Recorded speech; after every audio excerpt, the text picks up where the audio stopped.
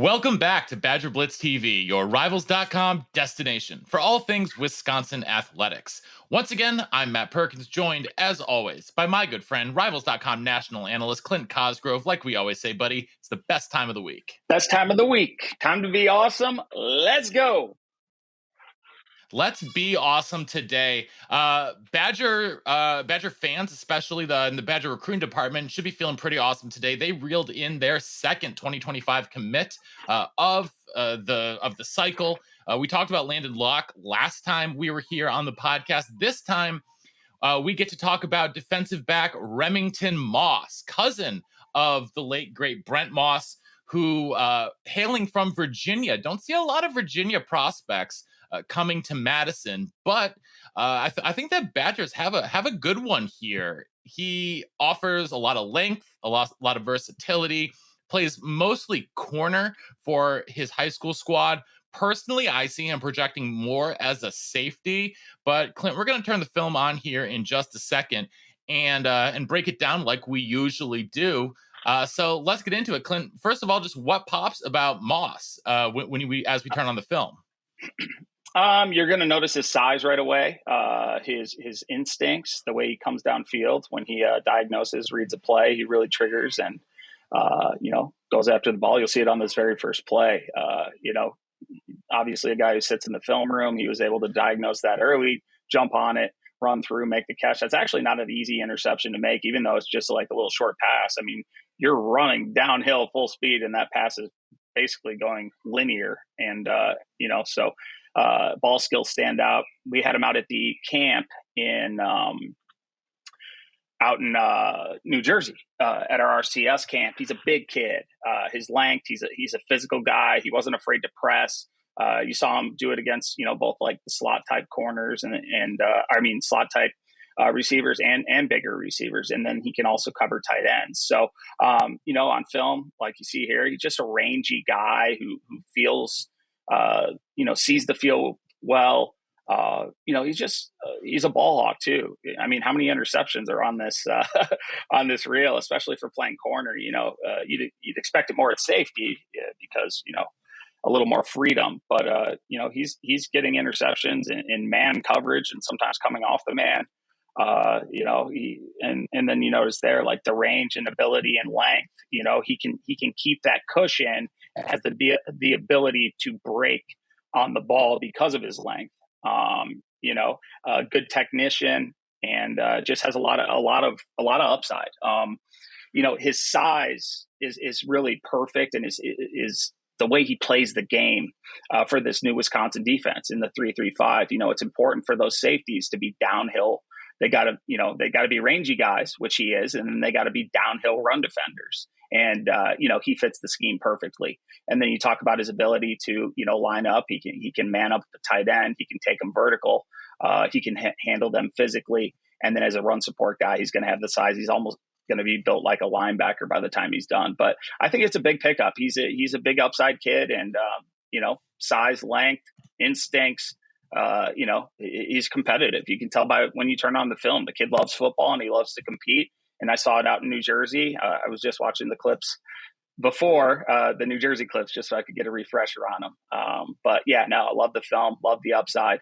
And, for how young he is as a 25 to have his size, he's still growing. He's still getting used to his body. So we're going to see a lot more, development in terms of body control and mechanics over the next year or so. And, he's got a chance to be a pretty good player. He's going to be a big kid. Yeah, and one of the things about him that, I see, he's playing a lot of press man in high school, and the new 3-3-5 that the staff has brought in, they are going to be playing a lot of press man as well. And so if he ends up sticking at corner, that's going to be a benefit to him. And so, Clint, actually, one of the things I wanted to ask you, sort of jumping off from here, is, depending on the high school scheme, you'll see either guys playing a lot of man or a lot of zone. And how do you go about evaluating, especially corners who play either in especially when you're trying to translate system to system? Yeah. It's a lot of projection. You just gotta look at their body mechanics really. And then, you combine that with the physical gifts. So you evaluate the physical profile. What is their height? What is their length? Then you look at body mechanics. Are they fluid in the hips? Can they come out of breaks? How do they transition? Then you look at athletically, can they run? That's usually pretty apparent, whether they're in a zone or a man scheme. A lot of times the hardest thing to project is if you never see a kid play press man. It's one of those things you got to see them do it, and it takes reps to get good at it. So that's the hardest thing to project. But when you look at an overall skill set and the physical profile, the athletic profile, I can watch a quarterback and say that guy would be a fantastic corner. I mean, that was Jamar Fletcher back in the day. He played quarterback in high school, but you could just tell by his twitch, his ability to change direction, his straight line speed. Those all translate to defensive back, and the mental profile. You have to be a competitive guy with a short term memory to play in the defensive backfield. You're on an island by yourself a lot of the time.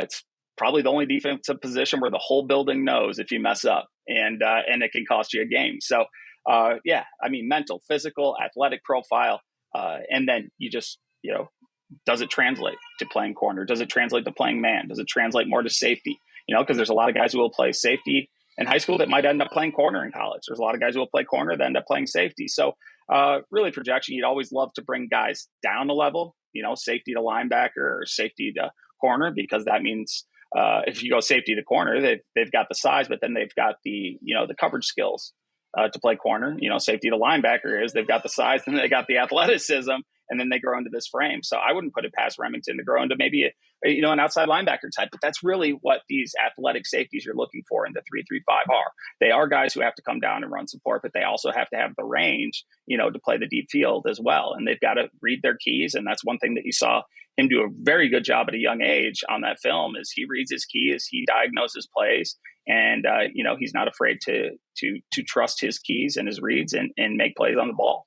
One of the things that stands out to me in the tape is how well he uses his hands in terms of pass breakups. He seems to be able to get his hands in there without committing pass interference really well.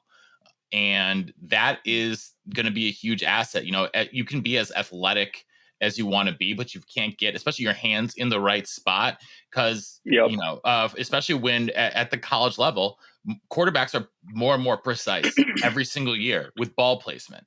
And so if you're a DB, you've got to be able to get your hands up in the right spot and, not, commit pass interference, which flags seem to be thrown more and more often as obviously there are more and more passing attempts. And so I think that is going to be a huge benefit for him as he moves into the college level. One of the last things that I want to say about this is, this is a big pickup for Wisconsin in two different ways. It's Virginia. Virginia has emerging talent. There's a lot of talent. Yeah, that DMV area. Yeah, absolutely. And the second thing is look at the offer sheet. He might be a 3-star, but just look at that offer sheet. You got Notre Dame, Penn State, Tennessee, South Carolina, Michigan State. Like, these are power programs that have some really good defensive back tradition. And to beat out a Penn State for a guy, man, like that's big, especially when Penn State's a much closer school than Wisconsin. Obviously, he has that connection because of the relationship that he had with Brent Moss. But still, I think this bodes really well for Colin Hitchler and the rest of that, defensive back and that recruiting staff. Yeah, I mean, the number one thing that sticks out for him is he's a perfect scheme fit. And you talk about, the way he uses his hands. He's also really good, at the camp at least, when he was playing press man coverage, working his hands and feet together. Now, he's a little mechanical because he's still getting used to his body. He's a guy who had an early growth spurt and he plays a skill position. So that can take some time, but it's there. And once that develops, he's got a chance to be very, very good. And I think you're spot on with your evaluation of it. Yeah, absolutely. Well, as we talk about recruiting getting more and more national. Our conferences are getting more and more national. About 30 minutes before we hopped on here, the news broke about Oregon and Washington pretty much being a lock to join the Big Ten. After, in the past week, we've got Colorado, and it looks like some of the Arizona schools going to the Big 12. I mean, there is so much conference movement. It looks like the Pac-12 is pour one out, man. The Like Pac-8, the the WAC. Pac-12. Are we going back to the WAC? I mean, I don't know, man. And so I wanted to talk to you then today, Clint, about how you think all this conference realignment is going to affect recruiting, or is it not going to affect recruiting because it's just that there's so much, maybe it doesn't even matter conference alignment anymore if you end up with 3 super conferences or 4 super conferences. Well, I think it helps. Not helps. I mean, I think it changes things up in a couple of different ways. You're always going to have your footprint. Wisconsin's kind of establishing that new footprint right now. It's a little more national than it has been before. So you have your footprint. You're going to stick what you've had success for. You're going to recruit that radius around, your hometown, wherever the talent is.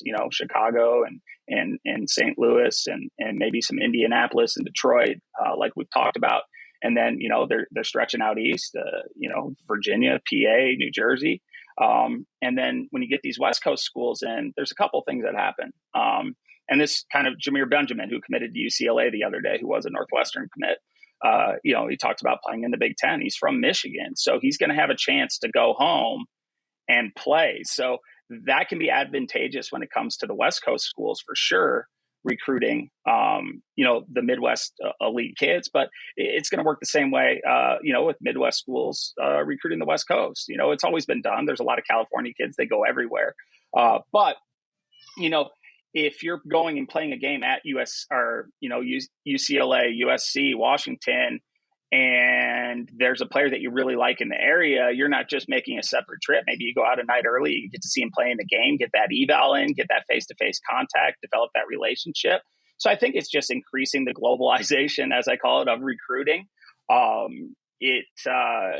Kids who grew up watching Pac-12 schools, they might not be awake when the Big Ten starts playing at 9 a.m. their time, and so there's going to be a lot more familiarity. There's going to be a lot more brand recognition of a Wisconsin or a Indiana or a Minnesota all of a sudden playing regularly on the West Coast, or Rutgers and stuff like that. So now the travel times and all that, that can be a mess, and 11 a.m. games for a West Coast team. I mean, I'm interested to see how all this stuff works out.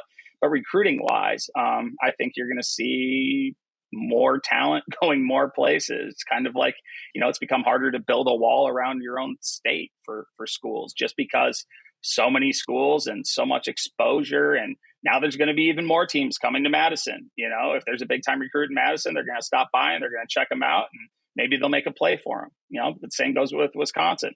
They're out at, playing in California or Washington. And there's an elite player, or a player with a connection, or a position of need, especially maybe a quarterback or something like that, where you're going to go and look nationally. It only helps you there. Now there might be more competition for these recruits, but at this point, with the amount of offers the kids are getting, and kids are getting offers and they've never even talked to a coach at a school sometimes. So at the end of the day, it's going to be about relationships. But I do think this can, expand a footprint and make recruiting expanded areas a little easier, just because of where you'll be throughout the season. Yeah. And I am just, I'm a bit of a traditionalist. I don't love this just on like a personal level. Like, I Wisconsin playing UCLA in the Rose Bowl. That'll be cool during the regular season. I don't want that during the regular season. I want that on January 1st. I want that during the Rose Bowl. I like watching those Pac-12 matchups late at night. I like, it's going to be, it's strange. It's weird. And like, change isn't always necessarily a bad thing or a good thing. I've had to give up. The game is so much different than what I grew around and, what I was a part of growing up. I was the same way. Like I didn't like it when the Rose Bowl was no longer the Rose Bowl, Yes. When you didn't have a Big Ten and Pac-12 team, I was like, does this even make it the Rose Bowl? So it's going to take some getting used to for sure. But This isn't going anywhere. It's here to stay. And it's, at the end of the day, it's about dollars and cents. Yeah, it's accelerating, and it is about, that TV money. And when you look at the difference in TV money between the Big 12 and the Big 10, the SEC at one end, and then the Pac-12 at the other end, I mean, you're talking about, the Big 10 teams getting 80 million a year from TV revenue, and Pac-12 teams getting 20 million a year from TV revenue. That's a gigantic difference. I mean, it's a 4x difference. And, well, then you're also, I'm sorry, go ahead. No, go, please. Well, I'm saying, and if you look at what the Pac-12 is making, look at the markets that are probably making that money. The Los Angeles market, Bay Area, the Seattle area, the Bay Area.